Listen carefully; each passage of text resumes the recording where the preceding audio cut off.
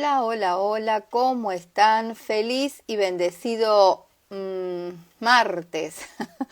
¿Cómo están? Bueno, me pasa que tengo que pensar en qué día estoy. ¿Saben cómo es esto de que estoy fuera del calendario gregoriano y bueno, me pierdo un poquito en los días? ¿Cómo están? Espero que muy muy bien, que tengan un lindo día. Acá les cuento, en Buenos Aires es un día gris y súper, con mucha neblina. No se ve prácticamente de una vereda a la otra. Es impresionante ahora cómo se puso lleno de neblina. Así que, pero bueno, acá estamos por compartir un nuevo capítulo con ustedes. En esta ocasión voy a continuar con el libro La biología de la creencia del doctor Bruce Lipton. Ya vamos, les digo, miren, a ver si se... Miren, ya casi que estamos en el final, ¿eh? Poquito. Creo que queda este capítulo, el 7, que es bastante largo. Y después... A ver, el 7. Sí, y después queda el epílogo, que también es largo, bastante largo. Pero yo creo que si no lo termino esta semana, por ahí, ¿eh? Por ahí vamos. Pero bueno, muchas gracias a los que se conectan ahora, a los que lo van a ver después. Muchísimas gracias. Voy a dejar acá el título del libro para los que entran, sepan qué estoy leyendo. Ahí estamos. Bueno, la biología de la creencia, doctor. A veces me parece fácil y a veces tengo que escribirlo yo. Ahí está. Bueno, muchísimas gracias a todos los que se van conectando ahora. Sé que es día laborable, día de semana, pero bueno, yo lo hago en el momento que puedo, lo entrego acá, lo dejo con muchísimo amor y después cualquier cosa lo ven por Instagram o por YouTube. Vamos con el capítulo 6 que se titula Crecimiento y protección. Dice así. La evolución nos ha suministrado un montón de mecanismos de supervivencia. Pueden dividirse a grandes rasgos en dos categorías fundamentales, crecimiento o desarrollo y protección. Estos mecanismos de crecimiento y protección son comportamientos fundamentales necesarios para la supervivencia de cualquier organismo. Estoy seguro de que sabes lo importante que es protegerte a ti mismo. Sin embargo, tal vez no te hayas dado cuenta de que el crecimiento también es de vital importancia, incluso aunque seas un adulto que ya ha alcanzado su máxima estatura. Cada día, miles y millones de células de tu cuerpo se deterioran y necesitan ser reemplazadas. Por ejemplo, el revestimiento celular de tu estómago se renueva cada 72 horas. Al fin de mantener esta continua renovación celular, tu cuerpo necesita consumir una considerable cantidad de energía todos los días. A estas alturas no te sorprenderá descubrir que fue en el laboratorio, el lugar donde el estudio de las células me ha llevado en tantas ocasiones a descubrir cosas sobre el organismo multicelular humano, donde comprendí por primera vez lo importante que son los comportamientos de crecimiento y protección. Cuando clonaba células endotelias humanas, éstas se alejaban de las toxinas que añadí al medio de cultivo. Al igual que los humanos se alejan de los pumas y de las posibles asaltantes de los callejones oscuros, también se acercaban a los nutrientes, del mismo modo que los humanos se acercan al desayuno, a la comida, a la cena y al amor. Estos movimientos opuestos definen las dos respuestas celulares básicas a los estímulos del entorno. La aproximación a una señal vital como los nutrientes caracteriza la respuesta de crecimiento. El alejamiento de una señal amenazadora como las toxinas caracteriza la reacción de protección. Hay que señalar también que algunos de los estímulos del entorno son neutros, no provocan ni una reacción de crecimiento ni una de protección. La investigación que llevé a cabo en Stanford demostró que estos comportamientos de crecimiento y protección son también esenciales para los organismos multicelulares como los de los humanos. Pero estos mecanismos opuestos de supervivencia que van evolucionando a lo largo de miles y millones de años tienen una pega. Resulta que los mecanismos que apoyan el crecimiento y la protección no pueden operar de manera óptima al mismo tiempo. En otras palabras, las células no se pueden mover simultáneamente en sentidos opuestos. Las células de los vasos sanguíneos humanos que estudié en Stanford poseían una anatomía microscópica característica cuando llevan a cabo la función de nutrición y otra completamente distinta cuando se encontraban inmersas en respuestas de protección. Lo que no podían hacer era presentar ambas configuraciones a un tiempo. Al igual que las células, los humanos inhiben inevitablemente su crecimiento cuando cambian el modo de protección. Si estás huyendo de un puma, no es una buena idea desperdiciar energía en crecer. A fin de sobrevivir, es decir, de escapar del puma, guardas todas tus energías para la reacción de huida o lucha. La redistribución de las reservas de energía para incrementar la respuesta de protección tiene como consecuencia ineludible una disfunción del crecimiento. Además de distribuir la energía para sustentar los tejidos y los órganos necesarios para la respuesta de protección, hay una razón adicional para que se inhiba el crecimiento. Los procesos de crecimiento requieren un intercambio libre de información entre el organismo y el medio. Por ejemplo, se comen alimentos y se excretan los productos de desecho. Sin embargo, la protección requiere del cierre completo del sistema, un muro que aleje al organismo de la supuesta amenaza. La inhibición del proceso de crecimiento también resulta debilitante, ya que el crecimiento es un proceso que no solo consume energía, sino que también es necesario para producir energía. En consecuencia, una respuesta de protección mantenida inhibe la producción de energía necesaria para la vida. Cuanto más tiempo permanezcas en modo de protección, más se reducirá tu crecimiento. De hecho, puedes eliminar los procesos de crecimiento de un modo tan radical que lo de darse un susto de muerte se convierte en una perogrullada. Por suerte, la mayoría de nosotros no llegamos hasta el punto de darnos un susto de muerte. Al contrario que en las células individuales, las respuestas de crecimiento y protección en los organismos multicelulares no son excluyentes. No es necesario que los 50.000 millones de células de nuestro organismo tengan que estar en fase de crecimiento o de protección al mismo tiempo. La proporción de células que adoptan uno u otro tipo de respuestas dependen de la gravedad de la amenaza que se perciba. Puede sobrevivir a la tensión que provoca una de las amenazas, pero la inhibición crónica del crecimiento compromete de forma grave tu vitalidad. También es importante resaltar que para experimentar a fondo la vitalidad se necesita algo más que eliminar el estrés de la vida. En una sucesión constante de crecimiento de crecimiento y protección, eliminar el estrés solo te colocaría en un punto neutral. Para prosperar de verdad, no solo debemos eliminar los agentes estresantes, sino también buscar de modo activo la alegría y el amor, y llenar nuestra vida de estímulos que desencadenen los procesos de crecimiento. La biología en defensa de la patria. En los organismos multicelulares, las respuestas de crecimiento y protección son reguladas por el sistema nervioso. La tarea de este sistema consiste en examinar las señales ambientales, interpretarlas y organizar las respuestas de comportamiento apropiadas.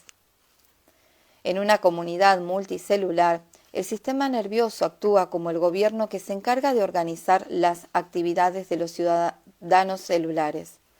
Cuando el sistema nervioso reconoce una señal amenazadora en el ambiente, alerta a la comunidad celular del peligro inminente.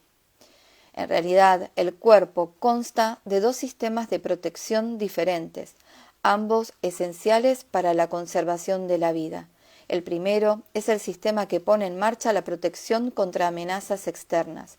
Se denomina eje, HPA, que son las siglas del eje hipotálamo pituitari adrenal, conocido en nuestro idioma como hipotálamo hipofisario suprarrenal. Cuando no existen amenazas, el eje HPA permanece inactivo y el crecimiento florece. Sin embargo, cuando el hipotálamo cerebral percibe una amenaza en el entorno, activa el eje HPA mediante el envío de una señal a la glándula hipofisaria, la glándula maestra, que es la responsable de conseguir una comunidad de 50 billones de células se prepare para el peligro inminente. ¿Recuerdas el mecanismo estímulo-respuesta de la membrana celular y el complejo de proteínas receptoras efectoras? Pues el hipotálamo y la glándula hipofisaria se comportan de manera similar.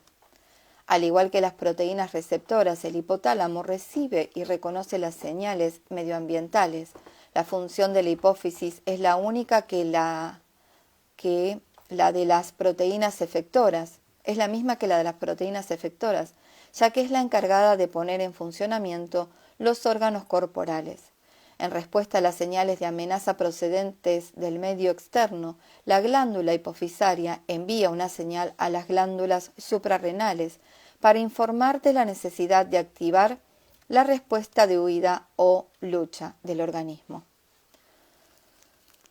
Los detalles técnicos sobre cómo los estímulos estresantes activan el eje HPA siguen una consecuencia muy sencilla.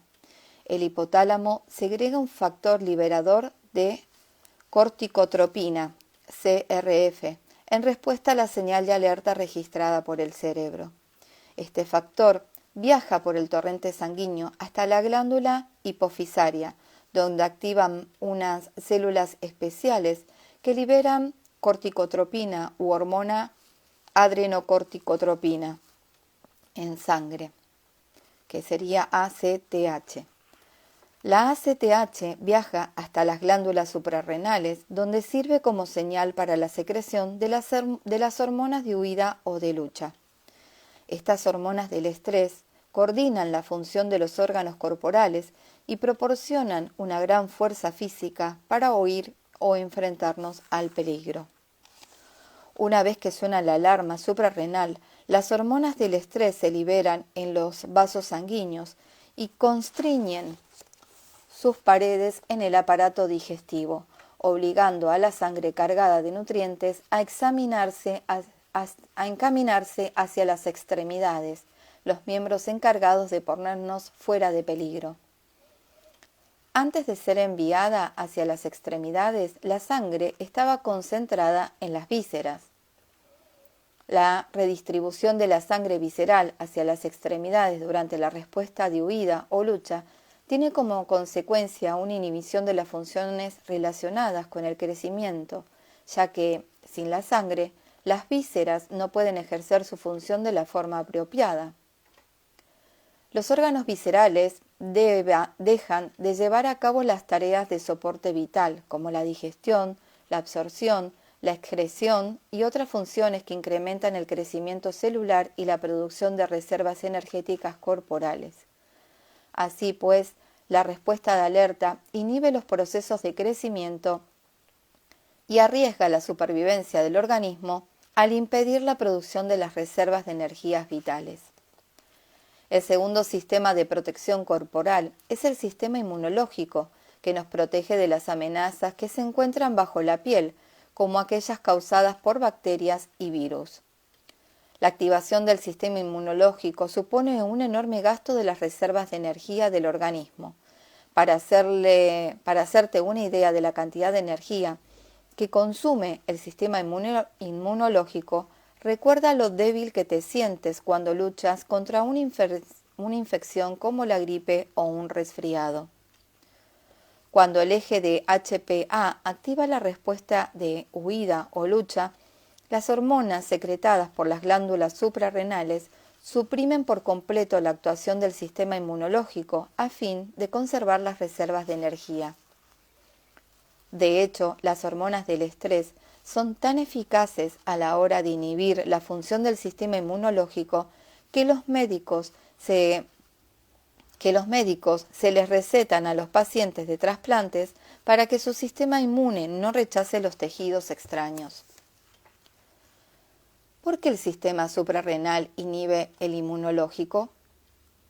Imagina que estás en una tienda en la sabana africana padeciendo una infección bacteriana y con un caso grave de diarrea. De repente oyes el ronco rugido de un león fuera de la tienda.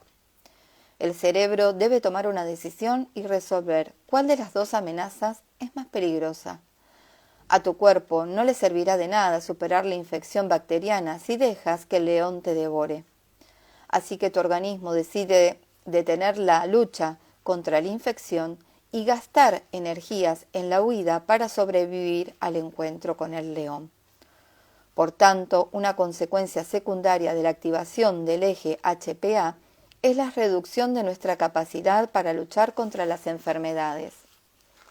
Cómo me encanta todo esto porque se ve tan claro en las 5 leyes biológicas del Dr. Hammer, que por cierto, paso el chivo, sábado 17 de agosto, online por meeting, vamos a estar dando un taller de las 5 leyes biológicas y de alimentación consciente, no se lo pierdan. La activación del eje HPA también disminuye nuestra capacidad de pensar con claridad. El procesamiento de la información en el cerebro anterior, el centro de razonamiento lógico, es bastante más lenta que la actividad refleja controlada por el cerebro. En una emergencia, cuanto más rápidamente se procese la información, más probabilidades tendrá el organismo de sobrevivir. Las hormonas adrenales del estrés constriñen los vasos sanguíneos del cerebro anterior para reducir su funcionamiento. Además, estas hormonas frenan también la actividad de la corteza prefrontal, el centro de la actividad y el pensamiento consciente. Durante una emergencia, el flujo vascular y hormonal nutre el cerebro, la fuente de los reflejos instintivos vitales que con más eficacia controlan la respuesta de huida o de lucha. Aunque es necesario para la supervivencia que las señales de estrés repriman la mente consciente, que tiene un procesamiento más lento, todo eso tiene un precio. La disminución de la conciencia y la reducción de la inteligencia. Ese es el precio, la disminución de la conciencia y la reducción de la inteligencia. Otro título, El miedo mata. ¿Recuerdas la cara de miedo y de horror que he contado que pusieron mis alumnos de la Facultad Caribeña cuando suspendieron el examen? Sí, suspendieron el examen, el equivalente estudiantil, a un fiero león. Ten por seguro que si mis alumnos hubieran quedado paralizados, habría suspendido los exámenes finales. La pura verdad es que cuando estás asustado te vuelves más tonto. Los profesores lo ven todos los días con los estudiantes, a los que no se les dan bien los exámenes. La ansiedad que provocan los exámenes paraliza a los alumnos con manos temblorosas, marcan las respuestas equivocadas porque, a causa del pánico, no pueden acceder a la información almacenada en el cerebro que tan cuidadosamente han ido adquiriendo durante el semestre. El sistema HPA es un mecanismo brillante para manejar situaciones de estrés agudo. No obstante, este sistema de protección no está diseñado para permanecer activo de forma continuada. Hoy en día, la mayor parte del estrés que experimentamos no tiene carácter agudo. No son amenazas concretas que podamos identificar con facilidad. No podemos responder a ellas y seguir adelante.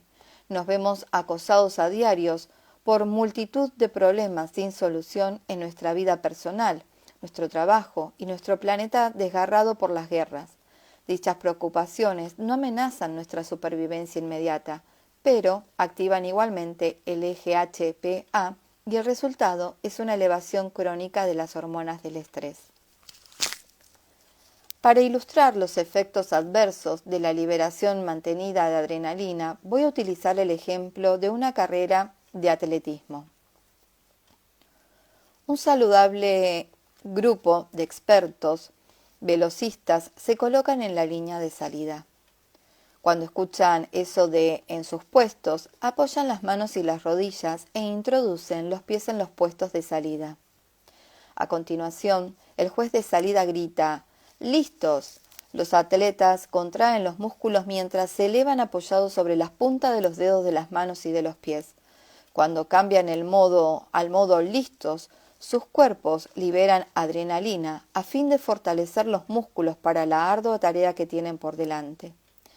Mientras los atletas se contienen a la espera de que llegue el ya, sus cuerpos se tensan en anticipación a la carrera.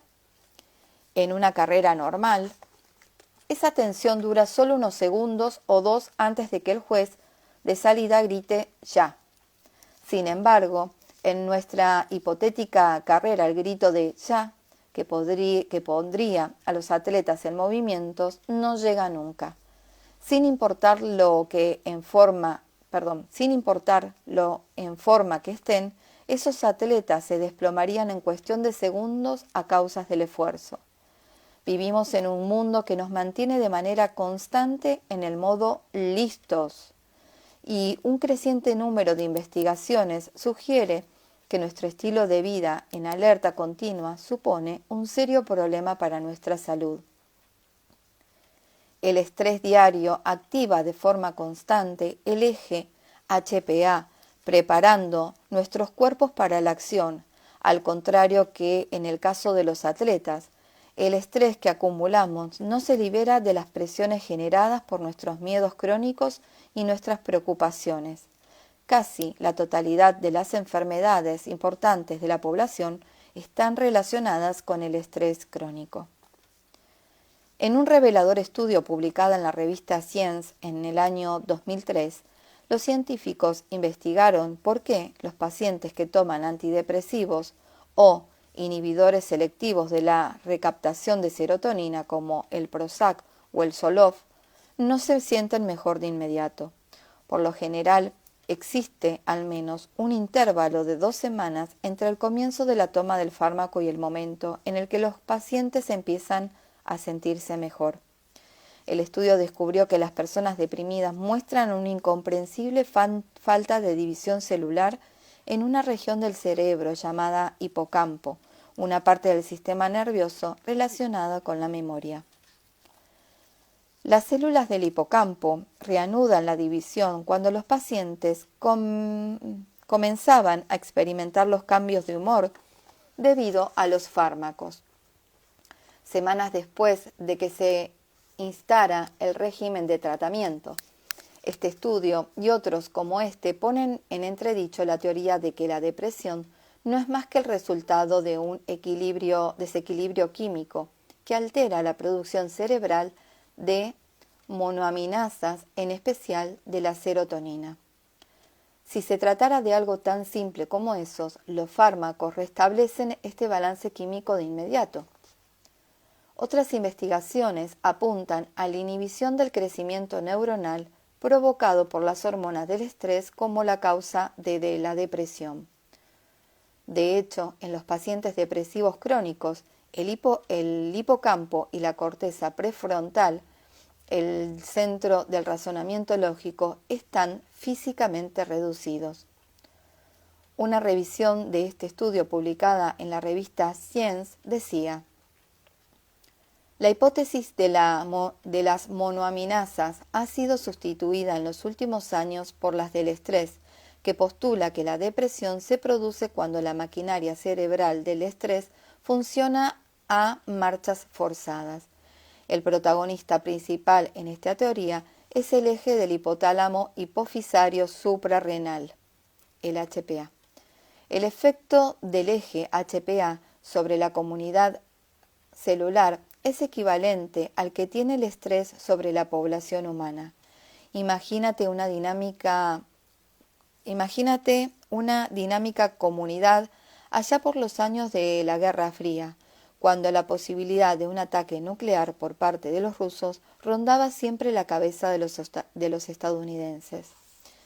Al igual que las células de un organismo multicelular, los miembros de esta sociedad de la Guerra Fría trabajaban de forma activa en su trabajo, que contribuía al crecimiento de la comunidad, y por lo general se llevaban bien los unos con los otros.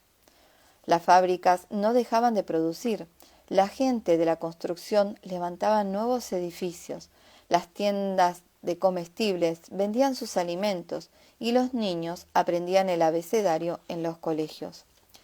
La comunidad se encuentra en un estado saludable y de crecimiento mientras sus miembros interactúan de forma constructiva en pos de un objetivo común.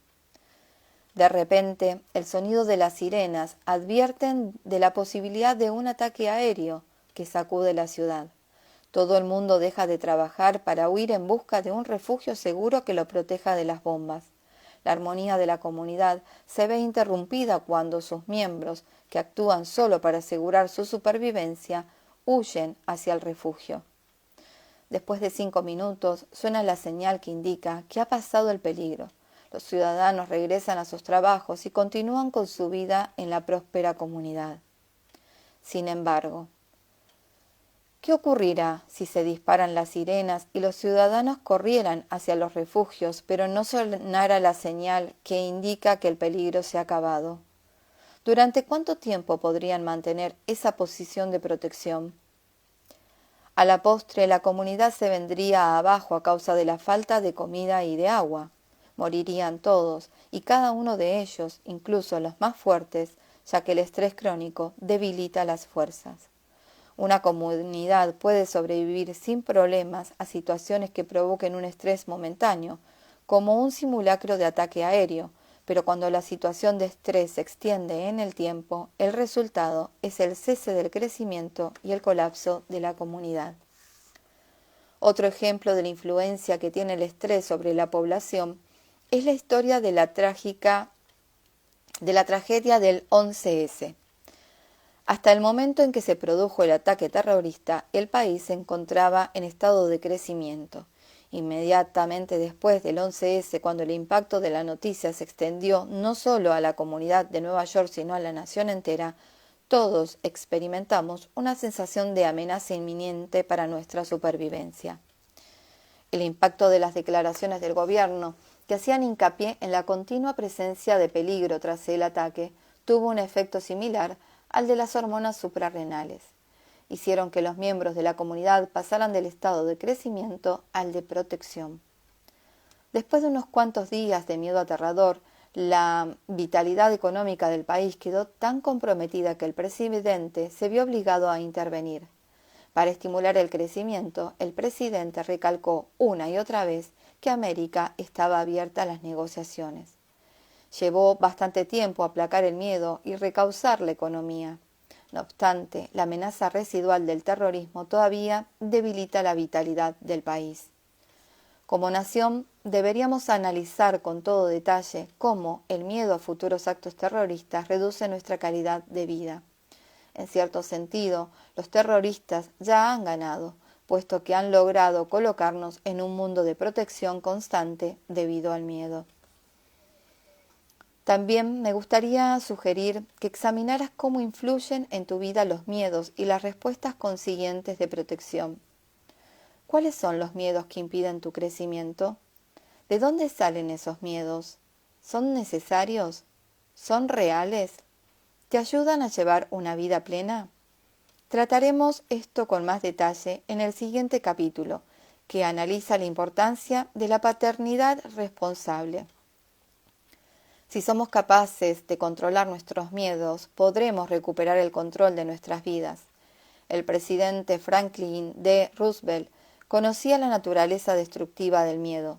Eligió sus palabras con mucho cuidado cuando le dijo a una nación con las garras de la Gran Depresión y al borde de la Primera Guerra Mundial: no tenemos nada que temer salvo el miedo mismo.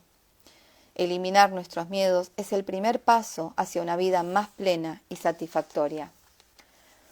Bueno, ¿Qué decirles con respecto a esta última parte que habla obviamente del miedo? Cuando mi gran maestro en esta vida, eso que elegí para venir a evolucionar y trascender, fue el miedo.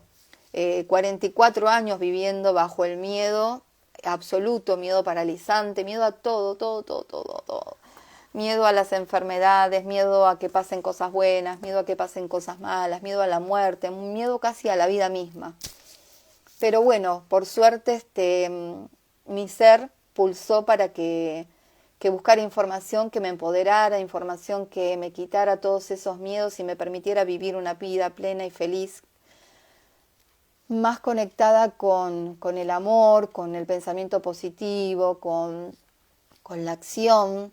Entonces, ¿qué decirles, seres bonitos? O sea, realmente nos tenemos que enfocar y nutrir con información que nos dé paz, que nos den tranquilidad, que nos hagan estar en armonía, tranquilos, que nuestro corazón vibre con los latidos de nuestro ser. Así que justo esta última parte me hizo, como no, de nuevo agradecer todo este caminito, agradecer todo lo vivido y ahora, ¿no?, con el diario del lunes, a dónde llegué, gracias a esa información que me hizo perderle el miedo, no solamente a la muerte, a las enfermedades, sino el miedo a vivir. Así que desde ya dejo de nuevo la invitación. Voy a estar dando un taller con mi amiga Karina Ratti el sábado 17 de agosto, va a ser por Zoom, o sea, va a ser vía online, va a ser por meeting. Vamos a estar dando parte de las 5 leyes biológicas, que es la información que a mí me hizo perderle el miedo a las enfermedades y entender que nuestra biología es perfecta. Y Cari va a estar dando alimentación consciente. Ya lo dimos en forma presencial hace unos meses atrás, y ahora, bueno, como muchas personitas que nos siguen están en otros países y están fuera de Buenos Aires, nada, vamos a darlo también en forma online. Así que cualquier información que quieran, me escriben por privado. Igualmente yo dejo publicidades siempre del taller con el valor, que realmente es muy simbólico, pero para que todos puedan de algún modo nutrirse con esta información que no tiene precio. Esta información sí que no tiene precio porque te permite vivir otra vida totalmente diferente. Y lo digo yo, que bueno, siempre viví a través del miedo. Ahora vivo a través del amor. Los espero.